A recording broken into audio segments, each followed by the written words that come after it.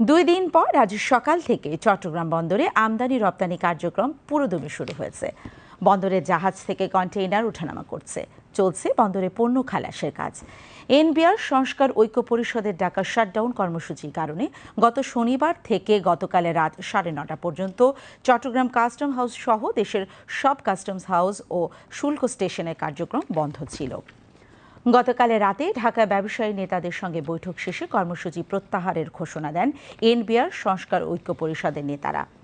Chittagong customs সংশ্লিষ্টরা জানান, কর্মসূচি প্রত্যাহারের পর গতকাল রাতে কাজ শুরু হয়েছে। আজ আমদানি রপ্তানি সংক্রান্ত সব ধরনের কার্যক্রম পুরোদমে শুরু হয়েছে। আজ সকাল পর্যন্ত জাহাজ থেকে 310টি কন্টেইনার নামানো হয়। কর্মসূচির কারণে আটকে পড়া সব জাহাজ থেকে কন্টেইনার ওঠানো নামানোর কার্যক্রম শুরু হয়েছে। সকালে একটি কন্টেইনারবাহী জাহাজ রপ্তানি পণ্য নিয়ে বন্দর ছেড়ে গেছে।